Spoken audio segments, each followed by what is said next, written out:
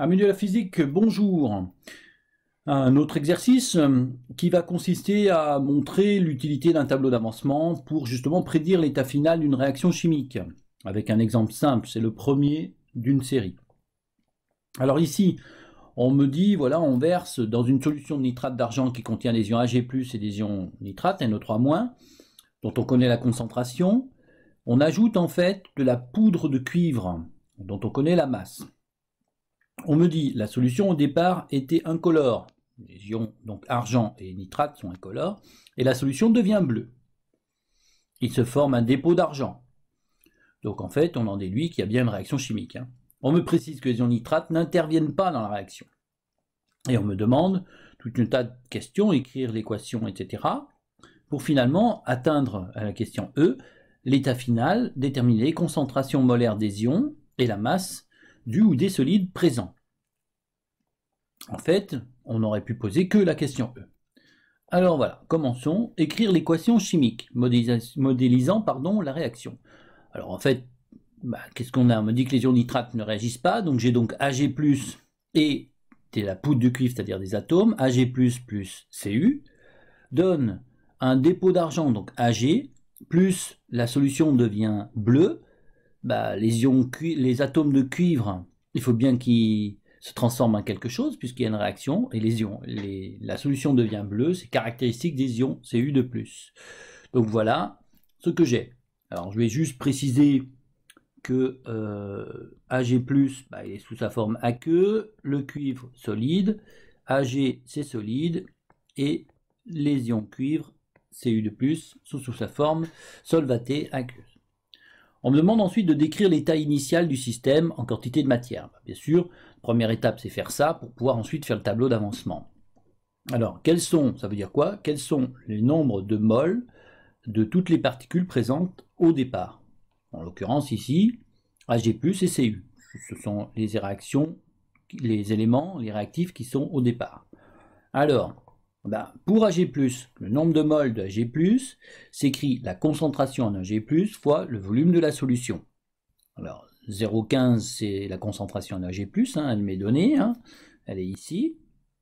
Et le volume, 20,0 ml, c'est-à-dire 20,0 10 puissance moins 3, ce qui me fait 3,0 10 puissance moins 3, donc attention aux chiffres significatifs, 2 chiffres significatifs sont nécessaires, puisqu'ici il y en a 2. Je n'oublie pas ici d'écrire l'intégralité de la donnée, c'est-à-dire j'écris pas 20 ml, mais 20,0. Voilà. Autre chose, la concentration en Ag+, vous voyez, remarquez que on a appris du chapitre précédent, les concentrations des ions s'écrivent entre crochets. Il me reste maintenant les quantités de matière de cuivre. Le cuivre est sous sa forme atomique, on connaît sa masse, donc le nombre de moles de cuivre, c'est la masse de cuivre divisée par la masse molaire, et on obtient 2,0 10 puissance moins 3. Vous voyez, j'ai encore oublié un chiffre significatif, c'est 2,00, puisque là j'ai 3 chiffres significatifs en haut et en bas, donc 2,00 10 puissance moins 3. Voilà.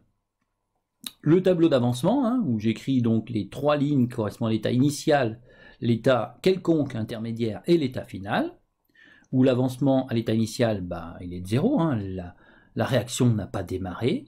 J'ai au départ 3,0 et 2,0, j'ai oublié un 0 ici, 0,0 10 puissance moins 3. Je n'ai bien sûr à l'état initial pas encore formé d'argent ni d'ion Cu de plus. À l'état intermédiaire, ça me donne 3,0 10 puissance moins 3 moins 2x, 2,0 0 10 puissance moins 3 moins x, il se forme 2x et x. D'accord? Le 2 qui est là, il vient d'ici. Et enfin, pour l'état final, je n'ai que remplacer la ligne d'avant, x par x max. Pour l'instant, voilà ce que j'écris. D'accord? Que ce soit très clair pour tout le monde, on écrit uniquement ça dans un premier temps. Voilà. Et ce qui va différencier cette étape-là, de ce tableau d'avancement, dans le cas de la dissolution, c'est qu'ici on a 2 réactifs. Donc la réaction va s'arrêter quand au moins un des 2 réactifs aura disparu. Soit ici Cu aura disparu, la réaction s'arrête parce qu'il n'y a plus de Cu, et il y a encore Ag+, soit c'est l'inverse, il y a encore Ag+, mais il n'y a plus de Cu, soit une possibilité assez particulière, hein, j'ai mis les proportions pile au début, et à la fin de la réaction, à l'état final, elle s'arrête parce qu'il n'y a plus ni Ag+, ni Cu. Donc il faut que j'étudie cette question-là. Et ça s'appelle en fait trouver le réactif limitant. Donc le réactif limitant, voilà comment on fait. Pour rechercher le réactif limitant, et trouver donc ainsi l'avancement maximal, je vais supposer que Ag+ est le réactif limitant. Si Ag+ est le réactif limitant, alors ça veut dire que la quantité de matière d'Ag+ à l'état final est nulle. D'accord ? Le nombre de moles de Ag+ à l'état final est nul. Donc ça me fait 3,0 10 puissance moins 3 moins 2 x max 1. J'appelle x max 1 la valeur de x max dans ce cas-là, me donne 1,5 10 puissance moins 3. Je fais la deuxième hypothèse, et maintenant, si c'est Cu qui est le réactif limitant, donc même chose, ça veut dire que le nombre de moles de Cu à l'état final est nul. Or, le nombre de moles de Cu à l'état final, ça fait 2,00 10 puissance moins 3 moins x max 2, hein, ce qui me fera 2,00 10 puissance moins 3 pour x max 2. Voilà les deux possibilités. Et en fait, lequel des deux est le bon? La réaction s'arrête quand x max est le plus petit des deux. D'accord? L'avancement est minimal. D'accord? La réaction s'arrête puisque il n'y aura plus ici d'Ag+. Donc c'est Ag+ qui est le réactif limitant, hein, c'est pas 1,5 10 puissance moins 3 qui est le réactif limitant, hein, c'est bien l'espèce qui est réactif limitante. Donc le tableau d'avancement me dit que la réaction s'arrêtera parce qu'il n'y aura plus d'Ag+. Et elle s'arrêtera au moment où l'avancement vaudra 1,5 10 puissance moins 3 mol. Partant de là, je peux calculer tout le reste. Ici, par exemple, décrire l'état final du système. L'état final, c'est donc pour x max égale 1,5 10 puissance moins 3. Le nombre de moles d'Ag+ à l'état final, il vaut 0, hein, puisque c'est le réactif limitant, donc la réaction s'arrête parce qu'il n'y a plus d'Ag+. Pour Cu, j'en avais 2,00, 0 là, hein, 10 puissance moins 3 moins x max qui vaut 1,5 10 puissance moins 3, ce qui me fait 5,0 10 puissance moins 4. Ok. Et donc avec un seul chiffre après la virgule, parce que c'est une soustraction. Il s'est formé en fait, nombre de moles de Cu2+, qui s'est formé, d'après le tableau d'avancement, il s'en forme x max. Comme x max vaut 1,5 10 puissance moins 3, il s'en forme donc 1,5 10 puissance moins 3. Le nombre de moles d'Ag, c'est 2x max, c'est-à-dire 2 fois 1,5 10 puissance moins 3, c'est-à-dire 3,0 10 puissance moins 3.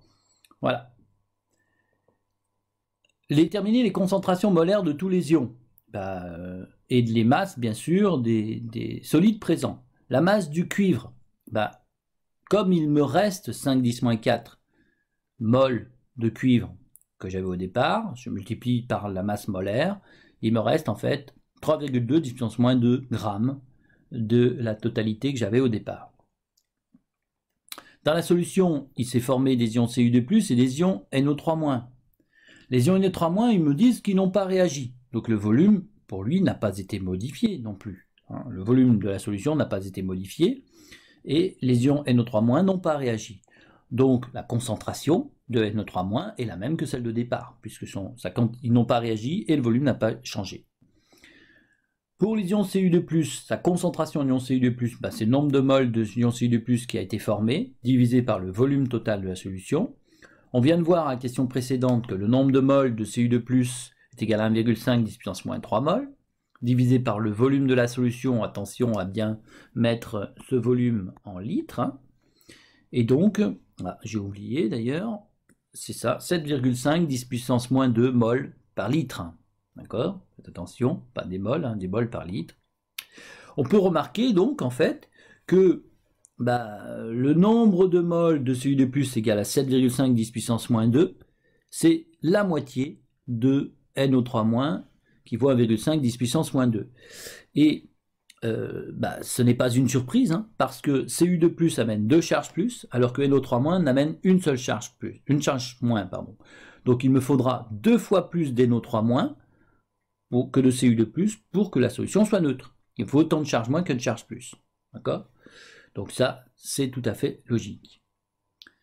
Voilà, j'espère que cet exercice, premier exercice, vous permettra de mieux comprendre la démarche qu'il faut faire pour obtenir, utiliser le tableau d'avancement et obtenir l'état final.